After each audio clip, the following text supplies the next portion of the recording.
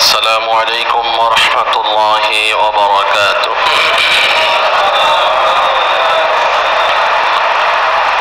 إن الحمد لله نحمده ونستعينه ونستغفره ونؤمن به ونتوكل عليه ونعوذ بالله من شرور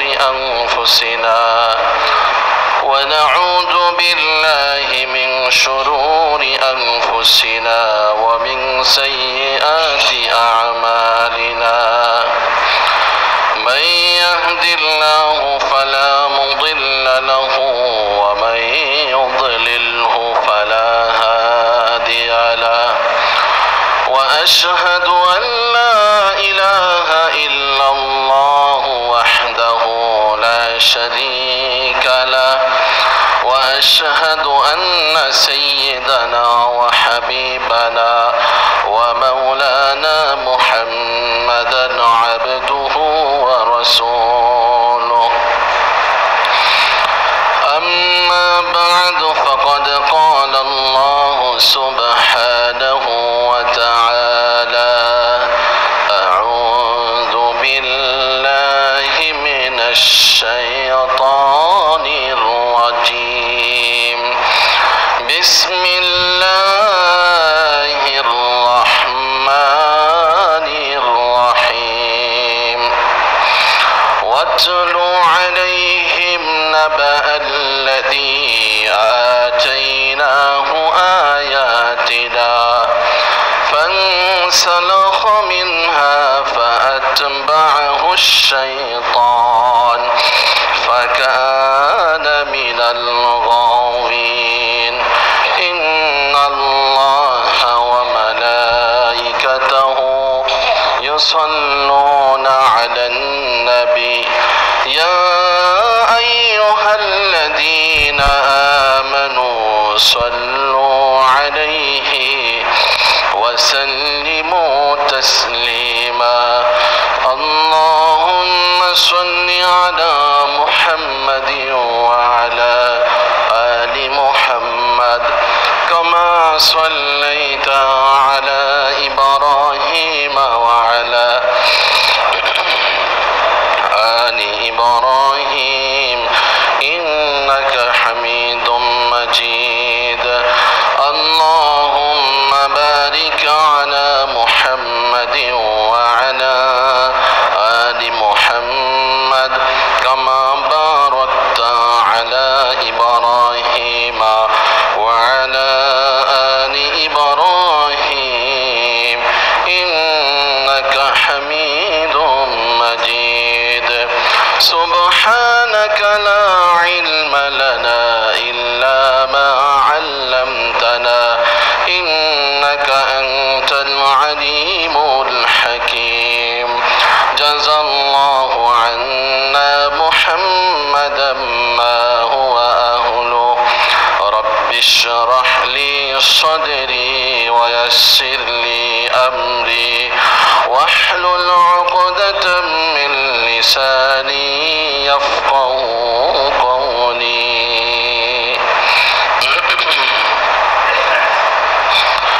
আলহামদুলিল্লাহ। মুহতারাম সম্মানিত মুসল্লিয়ান কিরাম, সর্বস্তরের ইমানদার ভাইরা,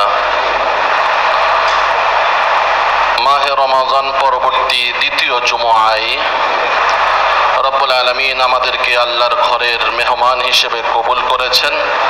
আমরা সবাই কালিমাতু শুকর আদায় করি এবং বলি আলহামদুলিল্লাহ।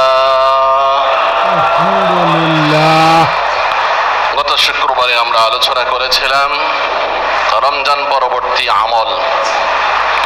রমাদানে যে কাজগুলো সাধারণত আমরা করেছিলাম সেগুলো পরবর্তীতে কিভাবে রক্ষা করা যায়, তার ধারাবাহিকতা কিভাবে রক্ষা করা যায়, এই প্রসঙ্গে আলোচনা করেছিলাম। যেমন রমজানে আমরা বেশি বেশি আমল করেছি, গুনাহ ছেড়ে দিয়েছি। ঠিক রমজান পরবর্তী সময়েও আমল করব, গুনাহ ছেড়ে দেব। রমজানে দোয়া করেছিলাম, রমজান পরবর্তী সময়েও বেশি বেশি দোয়া করব। রমজানে আমরা ভালো মানুষদের সংস্পর্শে বেশি বেশি ছিলাম, রমজানের পরেও বেশি বেশি ভালো মানুষদের সোহবতে থাকব। এবং রমজানে কোরআনুল কারীমের তেলাওয়াত সরাসরি করেছি অথবা শুনেছি, রমজানের পরেও আমরা চেষ্টা করব বেশি বেশি কোরআনুল কারীমের তেলাওয়াত করতে। সাথে সাথে গুনাহ বর্জন প্রসঙ্গে কোরআনুল কারীমের আয়াতকে সামনে রেখে আমরা কি কি কারণে কি কি গুনাহে আমাদের বর্জিত সওয়াবগুলো নষ্ট হয়ে যায় সেই বিষয়ে কয়েকটি দৃষ্টান্ত দিয়েছিলাম। যেমন শিরক করলে আমল নষ্ট হয়, এরকম ভাবে বিভিন্ন গুনাহ আছে যেগুলোর কারণে আমাদের আমলগুলো নষ্ট হয়ে যায়। সম্মানিত দিনী ভাইয়েরা, আজকে আমরা তারই ধারাবাহিকতায় আরো কিছু আমলের কথা বলবো, যে আমরা রমজানে যে কাজগুলো করেছি, রমজান পরবর্তীতে এমন কিছু আমল আছে যেগুলো করলে আল্লাহ তাআলা আমাদেরকে হাদি হেদায়ত প্রাপ্ত যারা, মাহদি হেদায়ত প্রাপ্ত যারা, জাকির আল্লাহকে স্মরণকারী যারা, মুত্তাকি যারা আল্লাহকে ভয় করে তাদের দলভুক্ত আমাদের সকলকে করে নেবেন। এবং দোয়াও করি, হে আল্লাহ, আপনি আমাদের মাহে রমাদানের যে মহান পুরস্কার তাকওয়া, এই তাকওয়া নিয়ে যাতে আমরা সারা বছর চলতে পারি সেই তৌফিক দান করেন, আমিন। আমরা কয়েকটি উদাহরণ দিয়ে বলেছিলাম যেই আমলগুলো করলে, যেই কাজগুলো করলে আমাদের অর্জিত আমলগুলো নষ্ট হয়ে যায়। তার মধ্যে একটা হলো এই যে আল্লাহ তাআলা আমাদেরকে যে হেদায়েত দিয়েছেন, মাহে রমাজানে তিনি আমাদেরকে যে হেদায়েত দিয়েছেন, এই হেদায়েতের উপরেই আমাদেরকে টিকে থাকতে হবে। হেদায়েত পাওয়ার পরে যাতে এমন কোন কাজ গুনাহ আমরা না করি যার কারণে আল্লাহ তাআলা আমাদের কাছ থেকে হেদায়েতকে ছিনিয়ে নেন। আমরা জানি কোরআনুল কারীমে এবং ইতিহাসে আছে এরকম কিছু ঘটনা যে যুগে যুগে কিছু কিছু মানুষকে আল্লাহ তাআলা হেদায়েত দিয়েছেন, পরবর্তীতে তারা তাদের নাশকরির কারণে, অকৃতজ্ঞতার কারণে, তাদের নাফরমানির কারণে সেই হেদায়েতের উপরে তারা টিকে থাকতে পারেনি। তো রমাদান মাসে আল্লাহ আমাদেরকে হেদায়েত দিয়েছেন, এটার প্রমাণ স্বয়ং আল কোরআনুল কারীম। সূরা বাকারার 185 নম্বর আয়াতের শেষে আল্লাহ বলেন যে ওয়ালিতুকাব্বিরুল্লাহা আলা মা হাদাকুম, আল্লাহ যে তোমাদেরকে হেদায়েত দিয়েছেন সেজন্য আল্লাহর বড়ত্ব তুলে ধরো, আল্লাহর বড়ত্বের ধ্বনি, আল্লাহু আকবারের ধ্বনি দিতে থাকো। ওয়ালিতুকাব্বিরুল্লাহা আলা মা হাদাকুম ওয়া লাআল্লাকুম তাশকুরুন, এবং এর জন্য তোমরা শুকরিয়া আদায় করতে থাকো। আমরা ইনশাআল্লাহ আপনাদের সামনে তুলে ধরব যে আল্লাহ যে হেদায়েত রমজান মাসে আমাদেরকে দিয়েছেন তার শুকরিয়া কিভাবে আমরা আদায় করতে পারি, তার শুকরিয়া আদায়ের পদ্ধতি কি হতে পারে। মুহতারাম সম্মানিত মুসল্লিয়ানে কেরাম, রমজান মাসে যে আল্লাহ আমাদেরকে হেদায়েত দিয়েছেন এটার প্রমাণ আমাদের সামনে একেবারে পরিষ্কার। রমজানের বাহিরে যারা কখনো সালাত আদায়ের সুযোগ পাইতো না, তারাও রমজানে কোনো না কোনো এক সময় সালাত আদায় করেছিল, যার প্রমাণ আমাদের মসজিদ, সারা দেশের মসজিদগুলো রমজান মাসের প্রতি ওয়াক্তে মসজিদগুলো ভরপুর ছিল। বলেন আলহামদুলিল্লাহ। এটাই হলো আল্লাহ তাআলা আপনাকে আমাকে রহমত দিয়েছেন, যার কারণে আমরা মসজিদ পর্যন্ত আসতে সক্ষম হয়েছিলাম। এটাই হলো যে আল্লাহ হেদায়েত দিয়েছেন তার প্রমাণ। তাই আমাদের শুকরিয়া আদায় করতে হবে। এমন কোনো কাজ করা যাবে না যেই কাজের কারণে আল্লাহ এই হেদায়েতকে ছিনিয়ে নেন। সূরা আল আরাফ 9 নম্বর পারার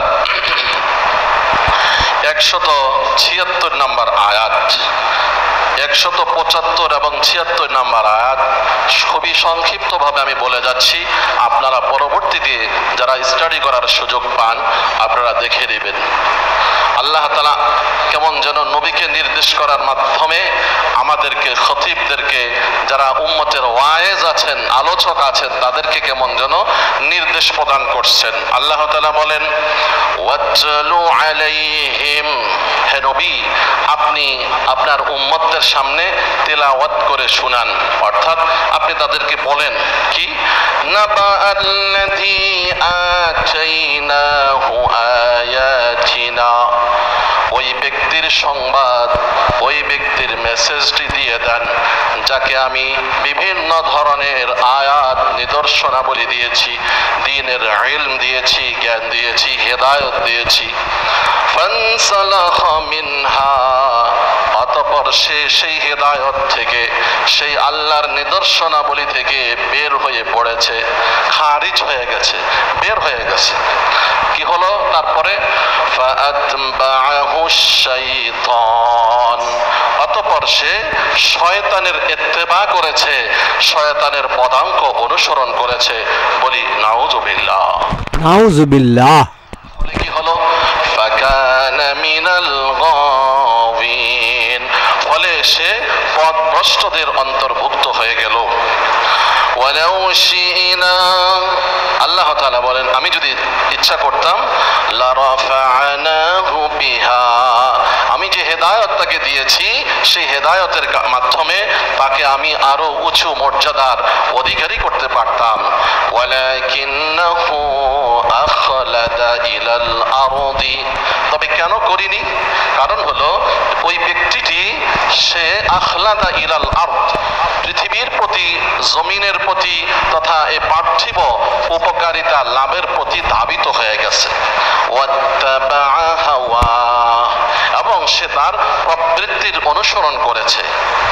ফলে তার দৃষ্টান্ত কেমন? ফামাসালুহু কামাসালিল কালব, তার দৃষ্টান্ত হলো কুকুরের ন্যায়। বলে নাউযুবিল্লাহ। তাহমিল আলাইহি ইয়ালহাস, যদি আপনি তার উপরে, কুকুরের উপরে কোনো বোঝা চাপিয়ে দেন তবুও সে ইয়ালহাস, অর্থাৎ জিহ্বা বের করবে। আও তাতরুকুহু ইয়ালহাস, আর যদি কুকুরের উপরে কোনো বোঝা নাও দেন, তাকে তার গতিতে ছেড়ে দেন, এরপরও সে মুখ থেকে জিহ্বা বের করে, এটাই তার অভ্যাস। ঠিক ঠিক। মাসালুল কওমিল্লাযীনা কাযযাবু বিআয়াতিনা, এটাই হলো সেই সমস্ত লোকদের দৃষ্টান্ত যারা আমার আয়াতগুলো বুঝে শুনেও যারা এগুলোর বিরোধিতা করে। ফাকসুসিল কসস, অতএব হে নবী এই ঘটনাটি আপনি মানুষের সামনে বর্ণনা করতে থাকুন, তুলে ধরুন, তাহলে কি হবে? লাআল্লাহুম ইয়াতাফাক্কারুন, তাহলে মানুষ, বিশেষ করে ঈমানদারগণ, মুত্তাকিরা এই ঘটনার শুনে তারা এখান থেকে শিক্ষা গ্রহণ করবে, তারা এই ঘটনাকে কেন্দ্র করে তারা পরবর্তী সিদ্ধান্ত নিতে পারবে, তারা ফিকির করবে, দ্বীনের ব্যাপারে গবেষণা করবে এবং উত্তম জিনিসটি গ্রহণ করবে। এই আয়াতের প্রেক্ষাপট হলো এই, বনি ইসরাইলের মধ্যে একজন ব্যক্তি ছিল যার নাম হলো বালআম, বাবার নাম বাউরা। বালআম ইবনে বাউরা নামক একজন ব্যক্তি ছিলেন, যিনি ছিলেন সাহেব মুস্তাজাবাত দাওয়াত, অর্থাৎ এমন এক ব্যক্তি যিনি যেই কোনো বিষয়ে দোয়া করলে দোয়া কবুল হয়। আমাদের মধ্যেও একটা ধারণা এরকম থাকে সাধারণত যে আমার চাইতে অমুক ভাইয়ের আমল ভালো, সে দোয়া করলে হয়তো আল্লাহ দোয়া আমার থেকে বেশি কবুল করবেন। এগুলো সব সময় সব যুগে মানুষের মধ্যে থাকে। আর আরেকটি বিষয় হলো যে ইসমে আজম নামে একটি বিষয়, যেটা যিনি আয়ত্ত করতে পারেন সবসময় সে মুস্তাজাবুদ দাওয়াত হয়, অর্থাৎ যেই কোনো দোয়া করবে সাথে সাথে আল্লাহ তার দোয়াগুলো কবুল করবেন। এই বালআম নামক ব্যক্তিটি ওই পজিশনের অধিকারী ছিলেন যে যখনই আল্লাহর কাছে কিছু চাইতেন আল্লাহ তাআলা সেটা মঞ্জুর করতেন। তো এক সময় মূসা আলাইহিস সালাম তিনি আপনার জালুত বংশের সাথে মুসা আলাইহিস সালাম জাব্বারিন বংশের সাথে যুদ্ধ করবেন। তো কওমে জাব্বারিনদের সাথে যুদ্ধ করবেন। আমরা ফিলিস্তিনের যেই যুদ্ধ শুরু হয়েছে সেই সময় আমরা বিস্তারিত এই ঘটনাগুলো আপনাদেরকে কোরআন থেকে পড়ে পড়ে শুনিয়েছিলাম। মুসা আলাইহিস সালামের উপর আল্লাহর নির্দেশ হয়েছে, আপনি কওমে জাব্বার, শক্তিশালী সম্প্রদায়, তাদের বিরুদ্ধে জিহাদ করবেন। তো কওমে জাব্বার তারা চিন্তা করলো, মুসা সে তো আল্লাহর পক্ষ থেকে নবী, সে তো সাহায্যপ্রাপ্ত, তো তিনি যদি আমাদের সাথে যুদ্ধ করেন আমরা তার সাথে টিকতে পারবো না। তাই আমরা একটা কাজ করি, কি আমাদের মাঝে ওই কওমে জাব্বারিনদের একজন ব্যক্তি, এই বালআম ইবনে বাউরা, সে যেহেতু দোয়া করলে দোয়া কবুল হয়, তারা সবাই তাদের আত্মীয় হিসেবে আত্মীয়র বন্ধনে তার কাছে গিয়ে একদিন আবেদন করলো যে বড় ভাই আপনি একটু মুসার বিপক্ষে দোয়া করেন, আমাদের পক্ষে দোয়া করেন, মুসার জন্য বদদোয়া আর আমাদের জন্য দোয়া। তাহলে কেমন লোকের কাছে গিয়েছেন, যিনি ছিলেন সেই যুগের একজন ভালো মানুষ। আর ভালো মানুষ এমনিতেই হননি, ইবাদত বন্দেগী করে হয়েছেন, আল্লাহ তাআলার ইলম সে হাসিল করেছেন, অর্জন করেছেন, বিভিন্ন ভাবে আল্লাহ তাকে ইমতিয়াজ ব্যতিক্রম ধর্মী বৈশিষ্ট্য আল্লাহ তাকে দিয়েছেন। ঠিক ঠিক নাকচ করে দেন যে না না, আমি কোন নবীর বিপক্ষে যেতে পারি না, কারণ আমি যার ইবাদত করি ওই নবীও তার ইবাদত করে, সুতরাং আমি নবীর বিপক্ষে কিভাবে বলবো। এই কথাটা কোরআনুল কারীমে আল্লাহ উল্লেখ করেছেন, তার বিস্তারিত ব্যাখ্যা হাদিস এবং তাফসিরে আসছে। তো পরবর্তীতে তারা চিন্তা করলো, তাকে তো আমরা দুর্বল করতে পারলাম না, একটা সুযোগ আমাদের হাতে আছে, সমাজে যেই সুযোগটা সবাই ব্যবহার করে, সেটা হলো কি যে পুরুষকে যদি কেউ পটাইতে না পারে তখন তার ওয়াইফ মিসেসের কাছে যায়। তারাও এইভাবে এই বালআম এর স্ত্রীর কাছে আসে বিভিন্ন হাদিয়া উপটোকন নিয়ে, তখন তাকে তারা রাজি করে যে আপনি আপনার হাজবেন্ডকে বলবেন তিনি যাতে করে মুসার বিপক্ষে একটু কথা বলে আল্লাহর কাছে, অর্থাৎ এই যুদ্ধে যাতে মুসা পরাজিত হন আর আমরা যাতে বিজয়ী হই। তখন স্ত্রী যে কোনো কলা কৌশলে স্বামীকে রাজি করেছে, শেষ পর্যন্ত এই লোকটি রাজি হয়ে গেল। এই কথাটাই আল্লাহ বলেন যে ওয়ালাকিন্নাহু আখলাদা ইলাল আরদি, যে আমি তো তাকে হেদায়েত দিয়েছি, কিন্তু সে কি করেছে, সে পার্থিব বস্তুর প্রতি ধাবিত হয়েছে, এই উপকারী এই হাদিয়া উপটোকনের কারণে দুর্বল হয়ে পড়েছে। আমার ভাইয়েরা, আমাদের অনেক ভাইয়েরা সমাজে এমন আছেন, তিনি অনেস্ট হিসেবে চলতে চান, ভালো হয়ে চলতে চান, কিন্তু এই পারিবারিক কারণে, ফ্যামিলিগত কারণে, স্ত্রীর কারণে, পারিপার্শ্বিকতার কারণে পারেন না। কত ভাইয়েরা দুঃখ ভরা মন নিয়ে আমাদের সাথে শেয়ার করেন যে হুজুর আমার শুধু পোস্টিং হয়, কারণ একটাই কি যে আমি কোনো দুর্নীতি করি না এবং দুর্নীতির সুযোগও দিই না, তাই আমি যে অফিসে থাকি সেই অফিসের সময় আমার উপরে ক্ষিপ্ত, ফলে আমার কোনো দোষ না থাকলেও দোষ ক্রিয়েট করে উপরস্থ ব্যক্তির কাছে বলে আমাকে শুধু দূরে সরায়া দেয়, শুধু আমার পোস্ট হয়, শুধু আমার অর্থাৎ আমার বিভিন্ন জায়গায় আমি স্থানান্তরিত হই, পোস্টিং হয়। মোহতারাম দিনী ভাইয়েরা, তো এই জন্য আল্লাহর কাছে দোয়া করতে হবে, নিজের ঈমান আমলকে হেফাজত করতে হলে নিজের ফ্যামিলি, নিজের ওয়াইফ আমার চাইতে আরো বেশি দিনদার হইতে হবে, সন্তানেরা দিনদার হইতে হবে এবং আশপাশে যারা ভালো মানুষ তাদের সাথে থাকতে হবে, তাহলেই ঈমান এবং আমলকে রক্ষা করা যায়। এই লোকটি শেষ পর্যন্ত স্ত্রীর কাছে দুর্বল হয়ে গেল, পরিশেষে সে দোয়া করলো। কি দোয়া দেখেন, সে মনস্থির করলো যে আমি মুসার বিপক্ষে দোয়া করব, আর এই ফিলিংস নিয়ে যখন দোয়া করা শুরু করছে, অটোমেটিক তার মুখ থেকে মুসার বিপক্ষে না হয়ে মুসার পক্ষে দোয়া বের হয়ে গেল। বলেন সুবহানাল্লাহ। সুবহানাল্লাহ। কারণ তার দোয়া তো আল্লাহ আল্লাহ তাআলা কাউকে একটা পোস্ট দিয়েছেন, একটা সুযোগ দিয়েছেন, সহজে সেটা নেন না। এই জন্য তার মুখ থেকে মুসার বিপক্ষে দোয়া বের হয়নি, মুসার পক্ষে দোয়া হয়ে গেছে। এখন সবাই এসে তার উপরে আপনার আরো রাগান্বিত যে তোমাকে এত কিছু উপটোকন আমরা দিলাম, তুমি আমাদের পক্ষে কথা না বলে মুসার পক্ষে কথা বলছো। এখন কি হলো? মানুষকে খুশি করার জন্য কাজ করতে গিয়ে স্বয়ং নিজের স্রষ্টাকেও নারাজ করলো, আবার অটোমেটিক তার যে আত্মীয় স্বজন মানুষ তারাও অসন্তুষ্ট হয়ে গেল। এটাকেই বলা হয় খাসিরাত দুনিয়া ওয়াল আখিরা, দুনিয়াও শেষ আখিরাতও শেষ। আমও গেল সালাও গেল। হয়তো তাহলে হয়তো কোনো রকম সুযোগ ছিল, কিন্তু আল্লাহ তাআলা এই ক্ষেত্রে এই পরিমাণ অসন্তুষ্ট হয়েছেন যে এখানেই শেষ না, বরং তাকে কুকুরের মতো, কুকুরের যে একটা অভ্যাস সবসময় জিহ্বা বের করে আর ভিতরে ঢোকায়, এই একটা স্বভাব দিয়ে কোরআনুল কারিমে আপনার আয়াত নাজিল করে দিয়ে পরবর্তী কিয়ামত পর্যন্ত আনেওয়ালা সকল মানুষকে সতর্ক করে দিয়েছেন যে কখনো ইসলামের বিপক্ষে নিজের স্বার্থ হাসিল করার জন্য কোনো দিন তুমি মুখ খুলবে না, কোনো পদক্ষেপ নিবে না, কোনো কলম ধরবে না, কোনো বক্তব্য দিবে না। হয়তোবা সেই বালআম ইবনে বাউরার মতো শাস্তি সরাসরি আসবে না, যেহেতু সে ছিল বনি ইসরাইলের একজন ব্যক্তি, সেজন্য সরাসরি শাস্তি আসছে। আমরা যেহেতু আমাদের নবীর উম্মত, নবী আগে থেকে দোয়া করে ঠিক করে রাখছেন এই উম্মতকে সরাসরি শাস্তি দিয়ে আল্লাহ ধ্বংস করবেন না।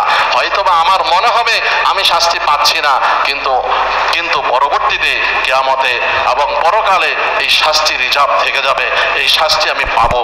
আল্লাহ তাআলা বলেন ওয়াতলু আলাইহিম, হে নবী আপনি আপনার উম্মতকে তিলাওয়াত করে শোনান, পাঠ করে শোনান, নাবা আল্লাযী আতাইনাহু আয়াতিনা, ওই ব্যক্তির ঘটনা যাকে আমি আমার নিদর্শনাবলী দিয়েছি, জ্ঞান দিয়েছি, ফানসালাখা মিনহা, অতঃপর সে সেখান থেকে বের হয়ে পড়ে, ফাআতবাহু শাইতান, এবং শয়তানের অনুসরণ করে। শয়তান এসে তার সামনে সাময়িকভাবে সুসজ্জিত করে দিল, কি হয়েছে একটু বলবে, তাতে তো তোমার অনেক উপটোকন আসতেছে, সারা জীবন খাইতে পারবে, কোনো কাজ কাম করতে হবে না, এই ধরনের একটা অফার, কেন তুমি হাত ছাড়া করবে?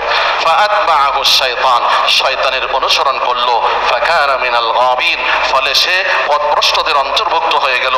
আল্লাহ তাআলা বলেন সে যদি এই পদক্ষেপ না নিত, সে যদি তার ওই নবীর বিপক্ষে না যেত, তাহলে আমি তার পোস্ট পজিশন আরো অনেক বৃদ্ধি করে দিতাম। ওয়ালাউ শিনা লারাফা'নাহু বিহা, তবে কেন দিই নাই? ওয়ালাকিন্নাহু আখলাদা ইলাল আরদি, সে পার্থিব জিনিসের প্রতি দুর্বল হয়ে পড়েছে। ওয়াত্তাবা'a হাওয়া, আর নফসের প্রবৃত্তির অনুসরণ করেছে, ফলে আমি তাকে শাস্তি দিয়েছি। কিরকম? ফামাসালুহু কামাসালিল কালব, তার দৃষ্টান্ত হলো কুকুরের ন্যায়। কি হয় কুকুরের? ইন তাহমিল আলাইহি ইয়ালহাস, মানুষ যখন কোনো আপনার টায়ার্ড হয় তখন একটু চেহারা দেখলে বোঝা যায় যে সে খুব টায়ার্ড। আর কুকুর দেখবেন তার সর্ব অবস্থায় শুয়ে আছে, সেখানেও সে শুধু জিহ্বা বের করে আর ঢুকায়, এটা একটা কুকুরের শাস্তি। সবসময় শুধু জিহ্বা বের করবে আর ভিতরে ঢুকাবে, মনে হচ্ছে সে খুব টায়ার্ড।